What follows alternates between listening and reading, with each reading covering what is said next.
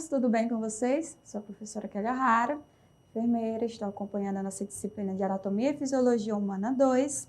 Hoje o nosso tema da aula será Sistema Linfático e Imunidade. O nosso tópico, vai ser Fisiologia do Sistema Linfático. Quais são as funções do sistema linfático? Ele vai drenar o excesso de líquido intersticial. Os vasos linfáticos, eles drenam o excesso de líquido do espaço intersticial, dos espaços teciduais e vão devolvê-lo ao sangue. O que é esse líquido intersticial? Nós sabemos que os tecidos são formados por um aglomerado de células e o espaço entre as células, ele vai ter o líquido. Esse líquido é chamado de líquido intersticial.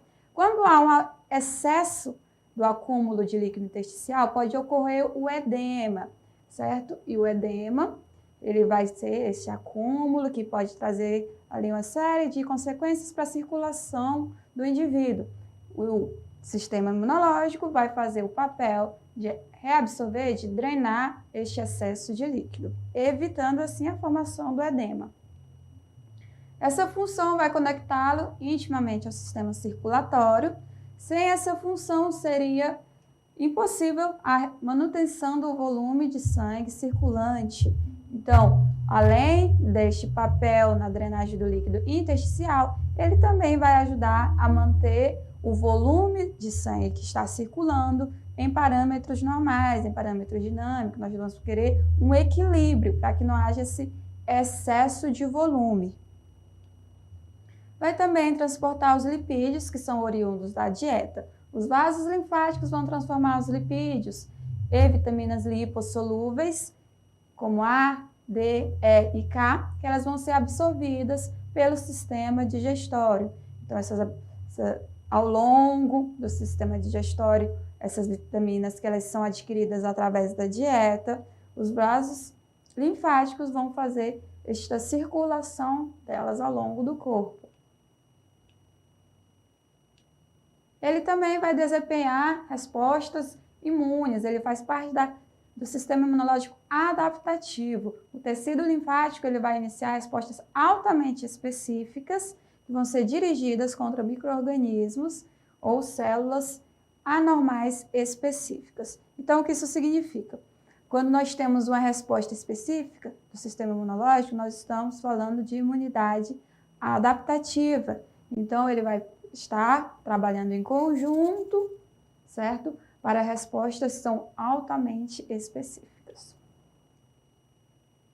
Os vasos linfáticos e a circulação da linfa. O que é a linfa, gente? Vai ser o líquido extracelular, líquido intersticial, quando ele passa para o interior do vaso linfático, ele vai ser chamado de linfa. Os vasos linfáticos, eles começam desde os capilares linfáticos. Lembra lá aqui no sistema circulatório? Nós temos os menores vasos sanguíneos, que são os capilares. Aqui no sistema linfático, os menores também serão os capilares. Mas aqui no caso, nós estamos falando de capilares linfáticos. Esses capilares, eles vão estar localizados nos espaços entre as células e eles são fechados em uma das extremidades. Por que são fechados? Para garantir que o líquido linfático, que a linfa, ela flua em apenas um sentido. Então, passou por aquele capilar, vai fechar a válvula, vai para o próximo, fechou a válvula. Então, ele vai fluir sempre na mesma direção.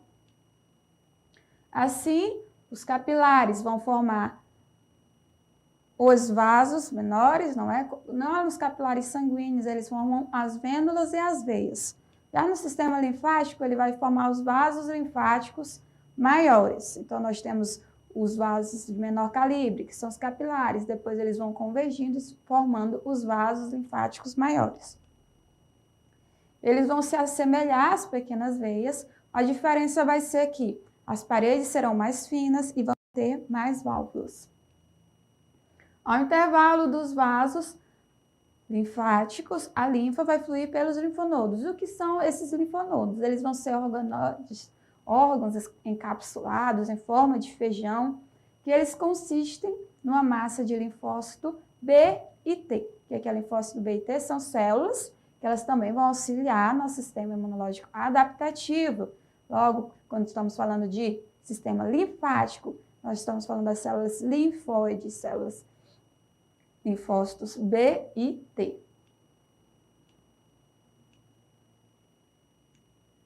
Na pele, os vasos linfáticos vão se encontrar no tecido subcutâneo e geralmente eles vão acompanhar a veia. O tecido subcutâneo é a nossa terceira camada da pele. Nós temos a epiderme, derme e hipoderme, o tecido subcutâneo. Lá que nós vamos ter uma grande concentração de vasos linfáticos, que eles estarão em conjunto, é como se eles se entrelaçassem às veias. Os vasos linfáticos das vísceras, dos nossos órgãos internos, geralmente eles vão acompanhar as artérias, formando um plexo ao redor delas. Quanto maior o calibre do vaso sanguíneo, que o vaso linfático está acompanhando, maior vai ser o calibre também do vaso linfático. Então, os tecidos que não apresentam capilares linfáticos serão os tecidos conhecidos como avasculares. Avasculares, de que não há vascularização. Quais são esses tecidos que são avasculares? São a cartilagem, a epiderme e a córnea do olho. São exemplos desses tecidos avasculares. Os capilares linfáticos são os vasos mais periféricos do sistema linfático e eles têm a característica de ter uma alta permeabilidade. O que é uma alta permeabilidade? Vai ser uma característica que ele tem essa possibilidade de tanto absorver o líquido que está externo, quanto também retornar esse líquido que estava internamente dentro do capilar. Alta permeabilidade. Que a permeabilidade vai possibilitar o transporte ao redor da membrana.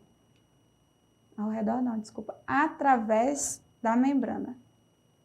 E eles também têm um fundo cego, que a extremidade periférica vai ser fechada. É como uma armadilha. Ele vai se afunilar e o líquido passou, ele não retorna pelo fundo cego. Então, ele vai sempre fluir no mesmo sentido. As paredes internas vão ter esses mecanismos valvulares, que vai fazer com que a linfa flua somente em direção do coração. Quando nós estamos falando dos vasos sanguíneos, nós temos a bomba, que vai ser o coração, para fazer força para enviar este líquido. No sistema linfático, nós não temos essa bomba, nós não temos o coração. Então, as válvulas vão ser responsáveis por mandar este líquido e vai fechar para que ele não retorne. O encontro dos capilares vão formar os vasos linfáticos e no trajeto dos vasos linfáticos nós vamos ter as estruturas de aspecto circular, que vai ser os linfonodos. Os linfonodos vão ter essa função de filtrar a linfa. A linfa é o líquido que está dentro dos vasos linfáticos. Após a linfa ter sido filtrada pelos linfonodos, os vasos linfáticos vão se unir e formar os troncos linfáticos. Os troncos linfáticos eles vão ter ali uma quantidade de 5 no corpo humano. Nós temos o tronco jugular direito e esquerdo, 2, tronco subclávio direito e esquerdo, 4. E nós temos os troncos mediastinais, direito e esquerdo, tronco intestinal e os troncos lombares, direito e esquerdo. Os troncos jugulares, eles vão drenar a linfa da região da cabeça e do pescoço. Então, conforme a gente vai ter a noção de anatomia básica do ser humano, conforme a localização anatômica deste vaso, desse tronco linfático, ele vai absorver a linfa ao redor das regiões que estão próximas a ele. Então, se ele está na jugular, nós encontramos ali na região do pescoço. Ele vai drenar tanto a região da cabeça quanto do pescoço. Já os troncos subclávios vão drenar dos membros superiores, a parte do tórax e do dorso. Membros superiores, porque o tronco subclávio ele passa pela artéria subclávia. A artéria subclávia ela vai ter um caminho que ela vai passar abaixo das clavículas.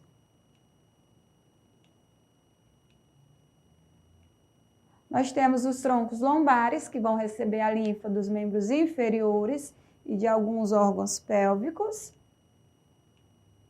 E o tronco intestinal vai drenar a região abdominal. Na região abdominal nós temos várias artérias, nós temos vários vasos, uma região que ela é altamente irrigada.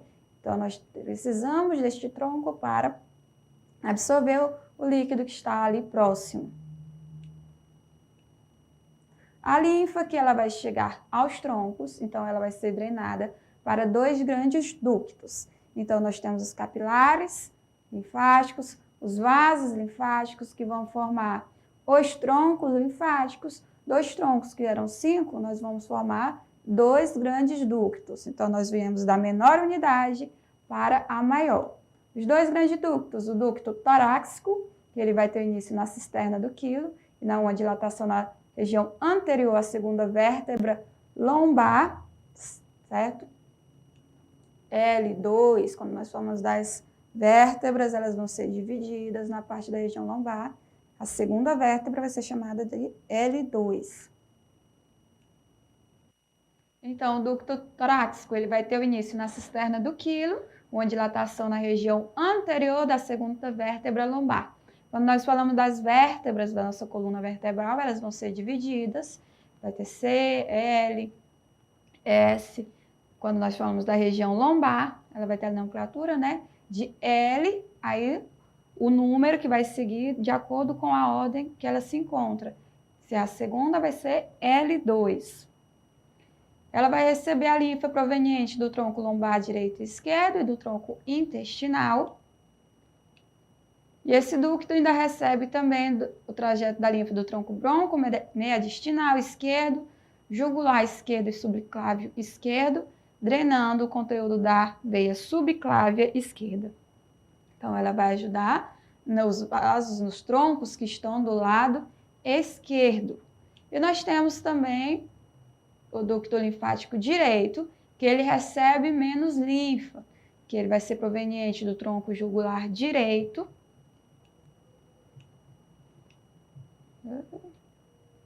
subclávio e broncomeadistinal direito, levando o conteúdo para a veia subclávia direita.